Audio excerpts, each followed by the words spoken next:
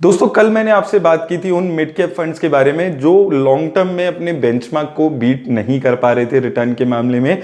और मैंने अब वहां पर बताया था कि कैसे आपको ऐसे फंड से निकल जाना चाहिए। अब उस वीडियो पे एक बहुत कॉमन कमेंट आ रहा था एक्सेस मिड कैप फंड को लेकर। तो आज हम लोग डिटेल में बात करने वाले हैं एक्सेस मिड कैप फंड की। इस वीडियो में हम डिटेल में देखेंगे कि इस फंड की क्या क्या मेन रूल्स हैं, इसकी एसेट अंडर मैनेजमेंट क्या है, इसकी इन्वेस्टमेंट स्ट्रेटेजी क्या रहती है और इसने रिटर्न्स कैसे दिए। रिटर्न्स को बहुत ज्यादा डिटेल में हम लोग देखेंगे, रोलिंग रिटर्न्स, बेंचमार्क रिटर्न, ताकि आपको एक क्लैरिफिकेशन मिल सके कि क्यों मैंने उस वीडियो में इस फंड को शामिल नहीं किया। और साथ में हम ये भी देखेंगे कि क्या आपको इसमें अभी इन्वेस्ट करना चाहिए या नहीं। तो आइए दोस्तों देख लेते हैं ये वीडियो। तो दोस्तों वीडियो शुरू करने से पहले अगर अभी तक आपने अपना डीमैट अकाउंट नहीं खुलवाया तो लिंक मैंने डिस्क्रिप्शन में दे दिया है। अब दोस्तों अगर हम इस फंड की लॉन्च डेट की बात करते हैं तो ये फंड जनवरी 2013 में लॉन्च हुआ था, यानी कि इस फंड का जो डायरेक्ट प्लान है वो जनवरी 2013 में लॉन्च हो गया था।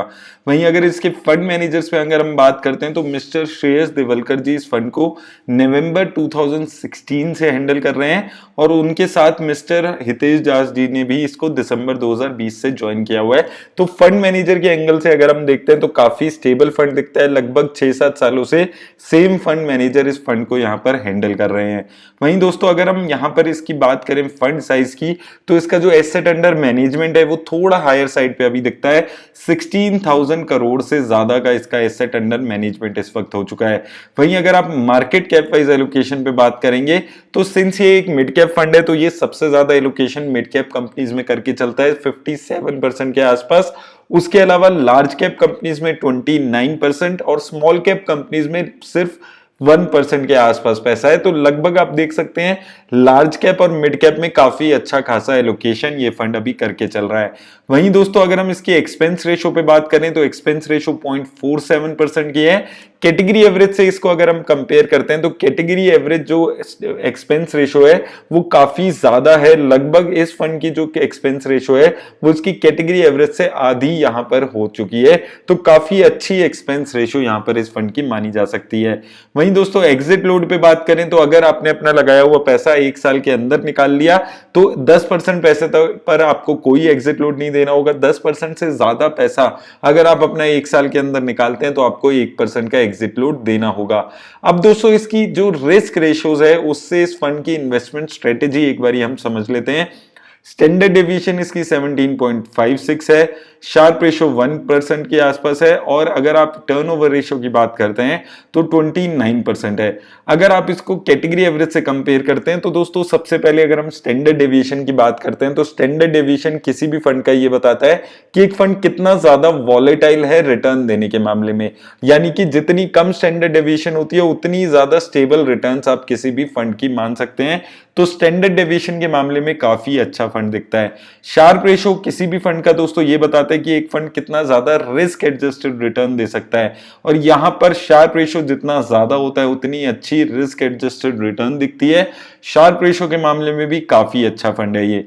टर्नओवर रेशो में भी ये काफी अच्छा फंड दिखता है दोस्तों। टर्नओवर रेशो जैसे कि मैंने आपको बताया हुआ है किसी भी फंड का ये बताता है कि एक फंड कितना ज्यादा चेंजेस अपने पोर्टफोलियो में करता है, कि एक बार किसी कंपनी को ऐड करके वो अपने पोर्टफोलियो में कितने लंबे टाइम के लिए रखता है। और जितनी कम टर्नओवर रेशो होती है वो ये दिखाती है कि एक फंड किसी भी कंपनी को ऐड करके अपने पोर्टफोलियो में लंबे टाइम के लिए रखता है, लॉन्ग टर्म के पर्सपेक्टिव से यहां पर इन्वेस्टमेंट करता है। तो जो इन्वेस्टर लॉन्ग टर्म के लिए सोचते हैं उनको ये टर्नओवर रेशो काफी इंपॉर्टेंट हो जाती है। वहीं दोस्तों अगर हम सेक्टर वाइज एलोकेशन पे यहां पर बात करते हैं तो सबसे ज्यादा एलोकेशन फाइनेंशियल सेक्टर में है। उसके अलावा टेक्नोलॉजी, सर्विस, मटेरियल और कंज्यूमर डिस्क्रिशनरी सेक्टर में भी यहां पर 8% के आसपास एलोकेशन है। तो ये फंड थोड़ा मिड कैप और लार्ज कैप में ही ज्यादा पैसा लगा रहा है। तो फाइनेंशियल और टेक्नोलॉजी सेक्टर काफी अच्छा खासा यहां पर पार्ट इसका बना हुआ है।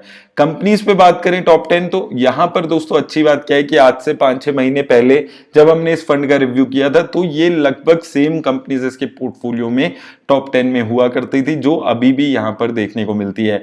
चोलामंडलम फाइनेंस हो गया, इसके अलावा ICICI bank, Bajaj finance, Avenue Supermart, Voltas, Mphasis जैसी कंपनीज यहां पर आपको देखने को मिलती है। उसके अलावा थोड़ा रिस्क की साइड पे आपको Crompton Greaves, NIIT technology, Astral Polytechnic जैसी कंपनीज भी देखने को मिलती है। तो यहां यहाँ पर टॉप 10 में भी वही चीज दिखती है जो हमने इसके पोर्टफोलियो में देखा था कि यहाँ पर मिड कैप और लार्ज कैप कंपनीज का एक अच्छा खासा मिक्सचर ये फंड बनाकर चलने की कोशिश कर रहा है, ताकि जो आपका पैसा है उस पे कम से कम रिस्क लिया जाए। ये चीज हमने इसकी शार्प रेशो में भी देखी थी कि शार्प रेशो इसकी काफी रीजनेबल थी, इसका मतलब था कि ये कम रिस्क लेकर ज्यादा रिटर्न्स जनरेट कर पा रहा है। वहीं दोस्तों अगर आप इन्वेस्टमेंट की रिटर्न्स पे यहां पर बात करें तो अगर आप वन टाइम इन्वेस्टमेंट पे बात करते हैं, अगर आपने 10,000 रुपए की लमसम इन्वेस्टमेंट आज से 5 साल पहले इसमें की होती तो वो पैसा आपका 26,000 के आसपास हो गया है, लगभग 21% के आसपास की रिटर्न इसने दी है सिंस इंसेप्शन, यानी कि जनवरी 2013 में अगर आपने 10,000 रुपए लगाकर इस फंड में छोड़ दिए होते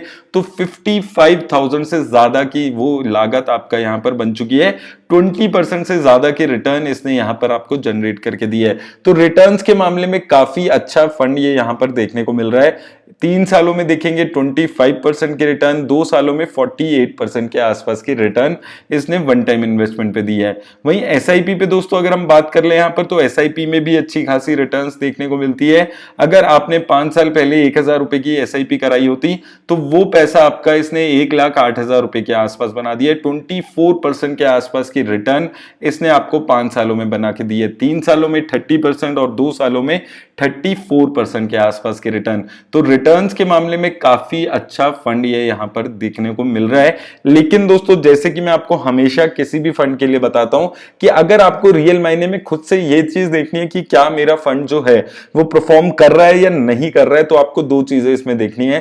पहला तो आपको ये देखना है कि क्या वो रेगुलरली अपना जो बेंचमार्क इंडेक्स है उसको बीट कर पा रहा है या नहीं कर पा रहा है, और दूसरा उसकी 3 सालों की रोलिंग रिटर्न्स कैसी है, क्या वो रोलिंग रिटर्न्स के मामले में अपने बेंचमार्क को बीट कर पा रहा है या नहीं।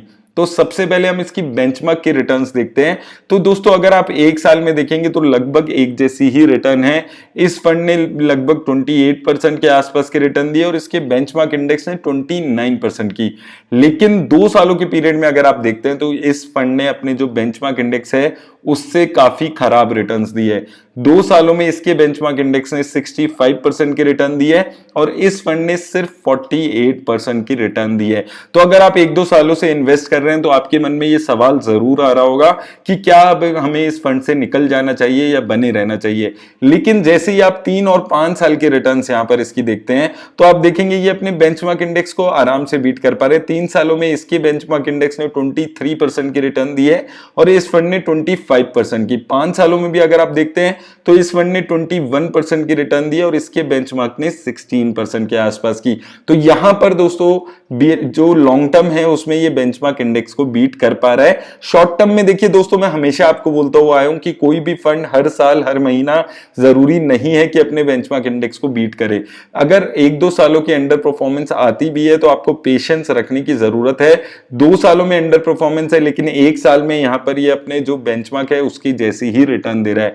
अब दोस्तों एक बार हम ये देख लेते हैं कि क्या ये फंड जो है ये रोलिंग रिटर्न्स के मामले में बेंचमार्क को बीट कर पा रहा है या नहीं कर पा रहा है, ताकि आपको एक बेटर पिक्चर यहां पर मिल पाए। अब दोस्तों अगर आप इस फंड की रिटर्न्स को इसके बेंचमार्क की रिटर्न से यहां पर इसमें कंपेयर करते हैं तो आप यहां पर देखेंगे हमने 3 साल के रोलिंग रिटर्न्स लिए हैं और इसका बेंचमार्क इंडेक्स यानी कि बीएसई मिड कैप से इसको कंपेयर कर रहे हैं।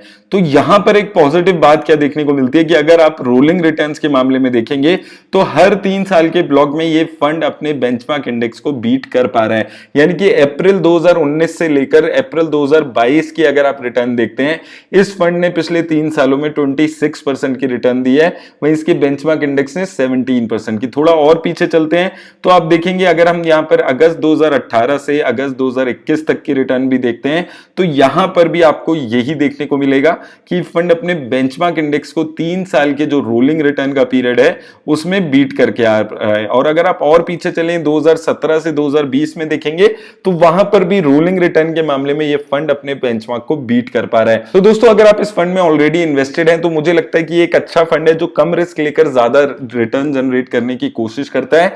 हालांकि इसकी जो 2 साल की परफॉर्मेंस है वो थोड़ी अंडर यहां पर परफॉर्मेंस रही है, लेकिन फिर भी बेंचमार्क इंडेक्स से अगर आप रोलिंग रिटर्न्स में देखते हैं तो अभी भी ये हर पीरियड में अपने बेंचमार्क इंडेक्स को बीट करते हुए आ रहे हैं, जो कि एक पॉजिटिव बात है। और अगर आप नया इन्वेस्टमेंट करना चाहते हैं तो ये फंड एक ऐसा फंड है जो with in mid cap category comparatively come risk लेता है। तो अगर आप कम रिस्क लेना चाहते हैं with in mid cap category तो अभी भी ये काफी अच्छा फंड यहां पर देखने को लग रहा है। लेकिन दोस्तों जैसे कि मैं आपको हमेशा बोलता हूं, किसी भी फंड में किसी भी कंपनी में इन्वेस्ट करने से पहले आप अपने फाइनेंशियल एडवाइजर से बात करके ही इन्वेस्ट करें। मेरी तरफ से बस इतना ही दोस्तों, धन्यवाद।